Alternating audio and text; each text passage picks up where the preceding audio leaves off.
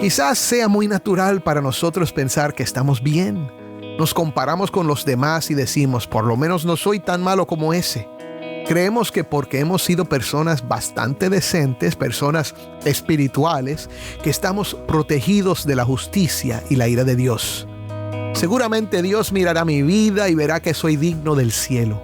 Mi hermano, eso es acudir como los edomitas a su posición, segura en sus ciudades elevadas, construidas en las alturas de las montañas de Edom.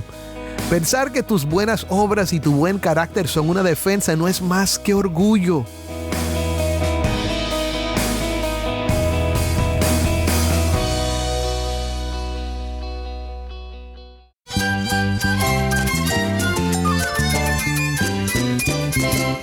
Cristo es la esperanza. Cristo es mi Señor y mi Salvador. Cristo ha transformado mi vida. Cristo es la viña. Separado de Él, nada puedes hacer. Cristo es el camino, la verdad y la vida. Jesús es mi todo. El único descanso, la única paz verdadera es con Jesucristo. Estás escuchando El Faro de Redención. Cristo desde toda la Biblia, para toda Cuba y para todo el mundo.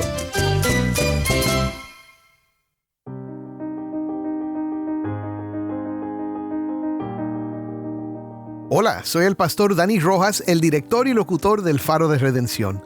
Gracias por acompañarme hoy. Bueno, estamos iniciando una nueva serie titulada El Evangelio según Abdías. El libro del profeta Abdías es el más corto del Antiguo Testamento y el cuarto más corto de la Biblia. Y te recomiendo que lo leas varias veces esta semana para que puedas analizarlo junto conmigo. Es breve, solo 21 versículos. Muy pocas personas conocen su mensaje. Y el mensaje puede ser difícil de entender, así que muy pocos predican este texto. Sin embargo, vamos a ver que podemos encontrar temas en este libro que nos ayudan a entender mejor el Evangelio. Y tiene un lugar dentro de la historia de la redención, porque ese es el tema de toda la Biblia. Hoy vamos a explorar el mensaje del libro de Abdías, que es un mensaje para la nación de Edom. Es una nación que se había enemistado con Dios y no te preocupes si no sabes quién es Edom, vamos a hablar de eso hoy. Pero vamos a ver cómo la soberbia de Edom y su oposición a Israel llevaron a su humillación por parte de Dios. Vamos a mirar esto juntos y descubrir lecciones espirituales sobre la justicia divina y la importancia de la humildad delante de Dios. Si tienes una Biblia, busca Abdías capítulo 1, versículos 1 al 4 y quédate conmigo para ver a Cristo en su palabra.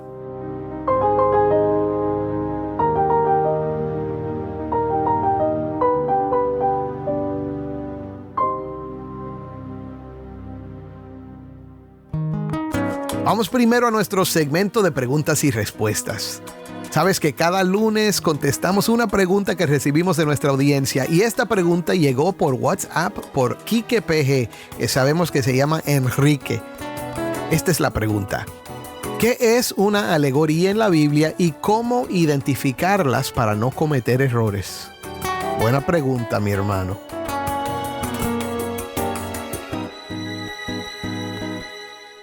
El Espíritu Santo utilizó alegorías en las Escrituras. Eso es, usa imágenes e historias para ayudarnos a entender verdades espirituales. El Señor Jesús también las usó en sus parábolas, como en la parábola del buen samaritano. Pablo también usó la alegoría cuando comparó a Agar con Sara. Y la alegoría no es mala, pero tenemos que ser cuidadosos al leer pasajes para identificar cuándo son alegorías y cuándo son narrativas históricas. Por ejemplo, el caso de Pedro caminando sobre el mar. Una alegoría sería decir que la tormenta, las olas y el mar embravecido son los problemas de la vida y que si no miramos a Cristo nos consumen los problemas. No suena mal, ¿verdad? Pero entendiendo que el texto es una narrativa histórica, la tormenta no se debe interpretar alegóricamente. En el verdadero significado del texto, la tormenta es una tormenta. En el contexto, la tormenta no representa los problemas de la vida ni situaciones de crisis. Es simplemente una tormenta literal con la cual Pedro tuvo que lidiar y que puso a prueba la fe del discípulo ante la orden de nuestro Señor. A la hora de aplicarla, podemos entender que Pedro vivió una crisis en ese momento y el tema trata de la confianza que tenemos en nuestro Señor y su palabra, pero no sería correcto en la exposición del texto decir que la tormenta es o representa los problemas de la vida. Ahora, en la aplicación del texto de la vida no es malo usar un poco de interpretación alegórica, pero siempre debemos respetar la intención del autor y el contexto de la audiencia. De lo contrario, podemos permitir que nuestra imaginación nos lleve a decir que la Biblia dice algo que en realidad no dice. Otro ejemplo es David matando a Goliat. No se debe alegorizar y decir que el mensaje es que debemos levantarnos con fe para matar a los gigantes como el temor, los vicios, etc. Cuando el objetivo de esta historia es mostrar que David era el ungido de Dios, que iba a ser obediente a Dios y como rey batallaría fielmente contra los enemigos de Israel, a diferencia del rey anterior, Saúl. Para llegar a Cristo vemos entonces en la historia a un rey humano derrotando a los enemigos y que Cristo es el mejor y verdadero rey que derrotó a nuestros enemigos, el pecado y la muerte, y por esto la historia apunta a Cristo. En el caso de Pedro y el mar embravecido, Cristo es el Salvador, al cual debemos siempre fijar nuestros ojos y aun cuando fallamos, Él estira su mano para levantarnos. Amén. Espero que esta respuesta te sea útil, mi hermano. El lunes que viene contestaremos otra pregunta. Si tienes algo que quieres saber acerca de la Biblia, la teología o la vida cristiana, puedes enviar tu pregunta por Instagram, Facebook o a nuestros canales de Telegram y WhatsApp. Y también por WhatsApp al número 1-909-237-8762. De nuevo, 1-909-237-8762. Y graba esa pregunta para que podamos oír la pregunta en tu voz. Y ahora vamos a la enseñanza de hoy. Mark Dever, pastor y autor norteamericano, en su estudio acerca del mensaje de Abdías, pregunta si Dios tiene enemigos. Es una buena pregunta. ¿Cómo la contestarías? Quizás pienses en las personas que se oponen a la fe cristiana y persiguen y abusan a los creyentes. Quizás alguien pensará en los que odian a los judíos o a la nación de Israel. Quizás otro pensará, Dios es amor y no es enemigo de nadie, aunque algunos se oponen a él. ¿No dijo Jesús que debemos amar a nuestros enemigos? Sí, pero el estudio de esta semana nos mostrará que no es tan sencillo como eso. En el estudio que vamos a hacer del libro de Abdías esta semana, veremos que Dios trató a la nación de Edom como su enemigo. Para algunos es difícil imaginar a Dios como el enemigo de una nación entera. Pero mi hermano, la verdad es que nuestro Dios es un justo y poderoso adversario a los que se le oponen. Escuchemos el texto de hoy en la voz de Taimí, que nos acompaña desde Bauta, Cuba. Esto es Abdías 1, del 1 al 4. Visión de Abdías. Así dice el Señor Dios acerca de Edom. Hemos oído un mensaje del Señor, y un mensajero ha sido enviado a las naciones, a decirles: levántense y alcémonos contra Edom en batalla.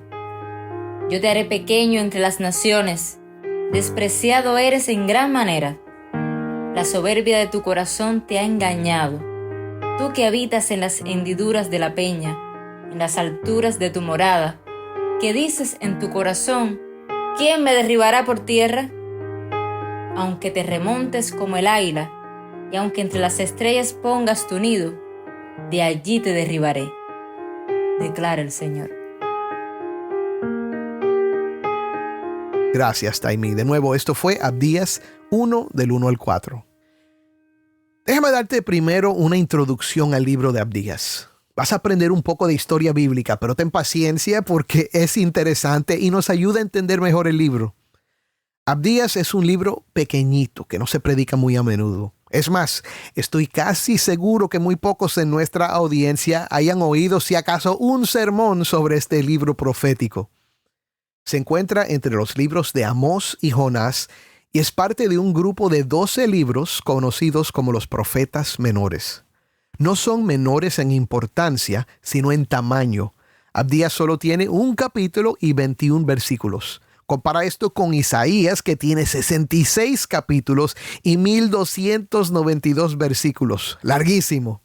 Ahora, el libro comienza identificándose como la visión de Abdías.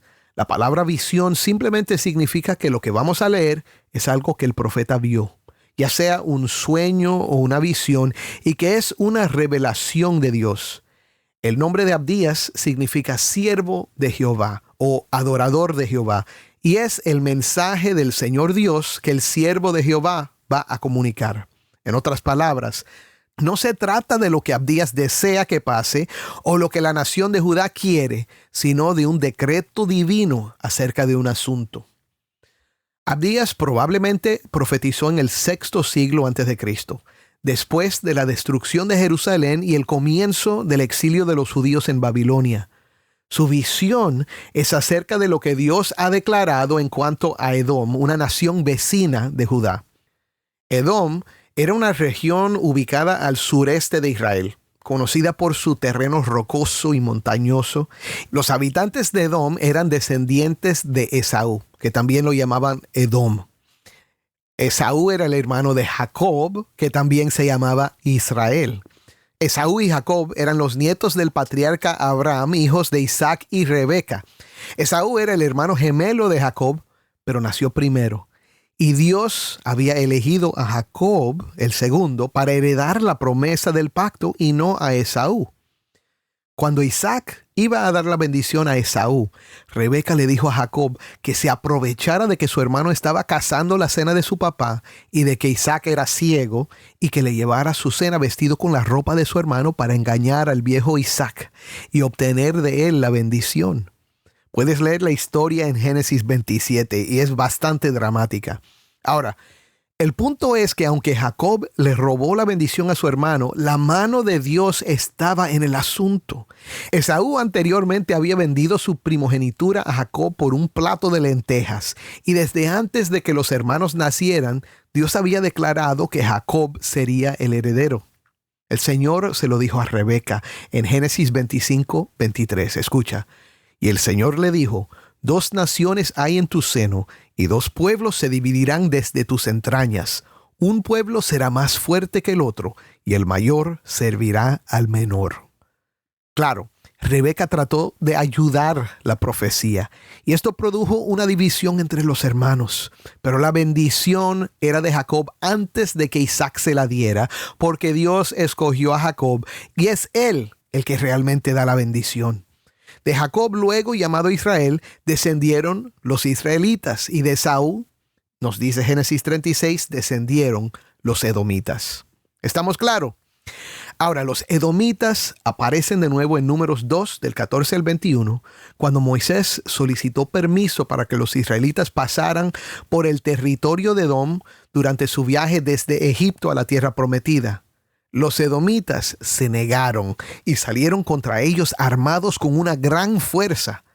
Luego, poco antes de entrar a la tierra prometida, Dios le dijo esto a Israel: ustedes van a pasar por el territorio de sus hermanos, los hijos de Esaú que habitan en Seir, y ellos les tendrán miedo.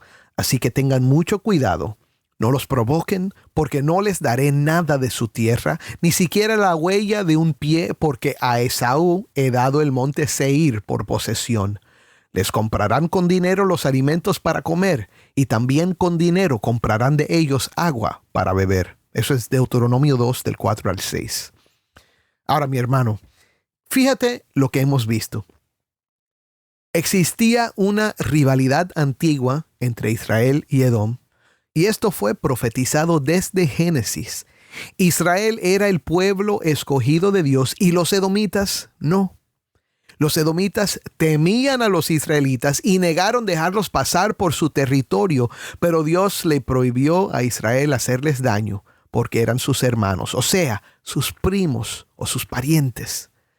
Cientos de años después, el primer rey de Israel, Saúl, atacó con éxito a los edomitas y a varias otras naciones porque los edomitas habían atacado primero a Israel. David también los atacó y los hizo súbditos de Israel, cumpliendo así la profecía de que el mayor serviría al menor. Luego, Los edomitas se rebelaron durante el reinado de Salomón y se liberaron completamente durante el reinado de Joram, un descendiente de David que no era fiel al pacto de Dios con Israel. Y así se cumple otra profecía que Jacob hizo cuando bendijo a Esaú, después del engaño de Jacob. Por tu espada vivirás y a tu hermano servirás, mas acontecerá que cuando te impacientes, arrancarás su yugo de tu cuello. Génesis 27:40. Tremendo. Ahora, te cuento todo esto para que entiendas quiénes son los edomitas y la historia de los problemas entre Israel y Edom. El punto es que debido a la larga historia entre las dos naciones, los edomitas sin duda se sintieron justificados cuando Nabucodonosor y sus ejércitos de Babilonia vinieron y atacaron la ciudad de Jerusalén y tuvieron la oportunidad de ver y tal vez participar en la conquista de sus enemigos antiguos. Mañana vamos a entrar en más detalles sobre esto, pero por ahora debes saber que ellos se sentían seguros porque se habían aliado con los poderosos, con los babilonios, y además sus ciudades eran fuertes, protegidas por colinas y establecidas en lugares elevados en los montes de Edom. Para ellos, todo iba bien y se sentían prósperos y seguros. Pero mi hermano, cuando te haces enemigo de Dios, no hay arma que te pueda defender. No hay defensa que te proteja de la mano del Todopoderoso. El profeta Abdías presenta palabras preocupantes para el pueblo de Edom. El mensaje del Señor es aterrador. Escucha sus palabras. Yo te haré pequeño entre las naciones. Despreciado eres en gran manera. La soberbia de tu corazón te ha engañado. Estas palabras se conocen como la humillación de Edom. ¿Te crees grande? Te haré pequeño. ¿Te crees valorado por tus aliados? Eres despreciado. Dios, por medio de su profeta, revela que toda la confianza de Edom es soberbia, autoengaño. ¿Qué esperanza tiene la nación que se ha hecho enemiga de Dios? Ninguna, mi hermano. Sigue escuchando. Tú que habitas en las hendiduras de la peña, en las alturas de tu morada, que dices en tu corazón, ¿quién me derribará por tierra? Aunque te remontes como el águila y aunque entre las estrellas pongas tu nido, de allí te derribaré, declara el Señor. Estas son imágenes poderosas. Imagínate una ciudad que está construido dentro de la montaña. El que habita en las hendiduras de la peña piensa que está seguro. Un nido entre las estrellas, ubicado donde vuelan las águilas. Eso parece una gran defensa. ¡Qué posición más protegida! ¿Quién me puede tocar aquí? Pero no hay lugar seguro, mi hermano. No hay defensa que pueda contra la fuerza de la justicia y la ira de Dios. El orgullo no nos protege. La autoconfianza no nos sirve de escudo. Ningún esfuerzo humano resuelve el problema que existe entre los que se han hecho enemigos del Dios Todopoderoso. De hecho, si recuerdas algo del estudio de hoy, quiero que recuerdes esto. No hay lugar para el orgullo en la vida espiritual. Mi hermano, el orgullo nos ciega y esa ceguera mata. La nación de Edom se sentía orgullosa porque se había liberado de sus enemigos, porque sus aliados eran los más poderosos del mundo y porque vivían en un lugar difícil de conquistar. Y ese orgullo los llevó a pecar contra Israel en su momento de humillación. Y este fue un grave error. Escucha la promesa que Dios le hizo a Abraham y a sus descendientes en Génesis 12:3. Bendeciré a los que te bendigan, y al que te maldiga, maldeciré. En ti serán benditas todas las familias de la tierra. Aquí vemos dos razones poderosas por las que Dios trató a Edom como un enemigo. Primero, porque el pueblo elegido de Dios, el pueblo del pacto, era Israel. Dios prometió maldecir a los que maldijeran al pueblo del pacto. El profeta Abdías pronuncia esta maldición por revelación de Dios. Segundo, Dios prometió que a través de ese pueblo todas las familias de la tierra serían benditas. ¿A qué se refiere esto? A través de Israel vendría aquel que daría su vida por la vida del mundo, el que llevaría nuestros pecados en la cruz para obtener perdón y vida eterna para todos los que creen en él. Al oponerse a Israel, escucha, se oponían al plan de Dios para redimir a todos los hombres. Es por esto por lo que no hay lugar para el orgullo, ni para Edom, ni para ti, ni para mí. La humillación de Edom es una lección poderosa para nosotros. Nos muestra cuán terrible es la condición humana de rechazar a Dios y vivir con soberbia. Nos hace enemigos de Dios. El orgullo conduce a todos los demás pecados y es el completo estado de la mente en contra de Dios. Quizás sea muy natural para nosotros pensar que estamos bien. Nos comparamos con los demás y decimos, por lo menos no soy tan malo como ese. Creemos que porque hemos sido personas bastante decentes, personas espirituales, que estamos protegidos de la justicia y la ira de Dios. Seguramente Dios mirará mi vida y verá que soy digno del cielo. Mi hermano, eso es acudir como los edomitas a su posición, segura en sus ciudades elevadas, construidas en las alturas de las montañas de Edom. Pensar que tus buenas obras y tu buen carácter son una defensa no es más que orgullo. Me encanta cómo C.S. Lewis habla de este problema en su obra Mero Cristianismo. Un hombre orgulloso siempre está mirando hacia abajo a las cosas y a las personas. Y por supuesto, mientras estés mirando hacia abajo, no puedes ver algo que está por encima de ti. Pero no hay lugar para el orgullo en la vida espiritual. Dios resiste a los soberbios. No debemos mirar hacia abajo y creernos mejores que los demás, ni pensar que por nuestra calidad humana estamos seguros. Hay que mirar al que está por encima de todo, y Él es santo, justo y temible. Dios no es tolerante del pecado y el orgullo, pero Él es grande en misericordia y lento para la ira. Debido a su misericordia y su amor, llamó a Abraham para traer el pueblo de Israel al mundo y a través de Israel traer a un Salvador, Cristo Jesús, que sería de bendición para todas las familias de la tierra. Todo aquel que cree en Él no se pierde, mas tiene vida eterna. Los que creen reciben el perdón de sus pecados y son revestidos de la justicia de Dios en Cristo Jesús. Romanos 5:12 dice: porque si cuando éramos enemigos fuimos reconciliados con Dios por la muerte de su Hijo, mucho más, habiendo sido reconciliados, seremos salvos por su vida. Amén. Por lo tanto, mi hermano, si eres creyente, no tienes de qué jactarte. Fuiste reconciliado por la muerte de Cristo, y lo que te está salvando ahora no es tu bondad ni tu perfección, sino la vida de Cristo en ti. Y si no eres creyente, te invito a creer este mensaje. Escucha, tus pecados te han hecho un enemigo de Dios, pero Cristo murió por ti para reconciliarte con Él. Deja a un lado cualquier orgullo o la necesidad de justificarte a ti mismo y recibe por fe este regalo que Dios te ofrece por medio de este predicador. El perdón de tus pecados y vida eterna por medio de Cristo, que te amó y se entregó por ti. ¿Lo puedes creer? Créelo. Amén.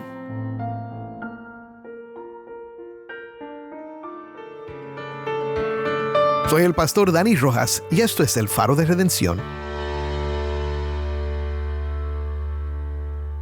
Mi hermano, al considerar el mensaje de Abdías, recuerda que el orgullo y la autoconfianza pueden cegarnos y llevarnos a la ruina. Dios en su justicia no tolera la soberbia, pero en su misericordia ofrece reconciliación por medio de Cristo. Te invito a reflexionar sobre tu propia vida y a reconocer que aunque todos hemos sido enemigos de Dios por nuestros pecados, hay esperanza, hay perdón en Cristo. Abandona el orgullo y abraza la fe. Acepta el regalo de la vida eterna que solo Él puede darte. ¿Lo puedes creer? Créelo y permite que la paz y el amor de Cristo transformen tu corazón. Oremos. Padre, hoy reconocemos que te necesitamos. Señor, perdónanos por nuestra soberbia. Perdónanos por las muchas veces que hemos confiado en nuestro estilo de vida, en nuestras buenas obras, nuestro amor, nuestro carácter. Señor, para cubrir todos nuestros pecados. Padre, no podemos cubrir nuestros pecados con buenas obras, Señor. Pero gracias por Cristo Jesús, que nos reconcilia por medio de su vida, muerte y resurrección. Y gracias hoy por la historia de Dom que estamos aprendiendo hoy, Padre. Gracias por este mensaje que nos invita a humillarnos y poner nuestra fe en Cristo, nuestro Salvador. Te pido por los que todavía no han creído, que hoy sea el día de salvación para ellos. En el nombre de Cristo. Amén.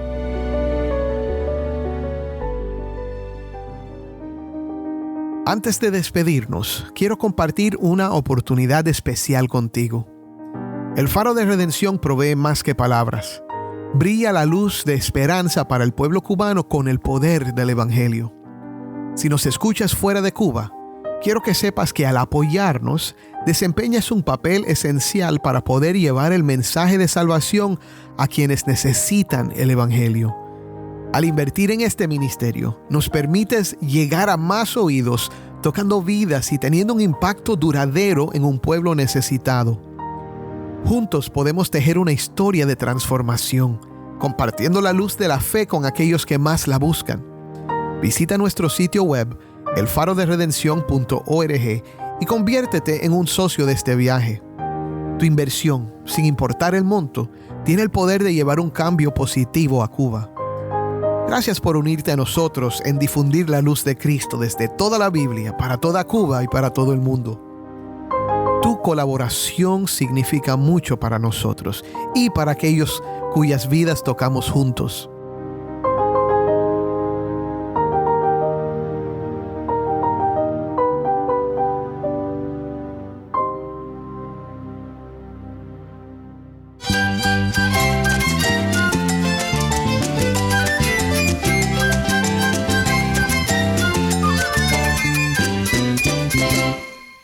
Soy el pastor Dani Rojas.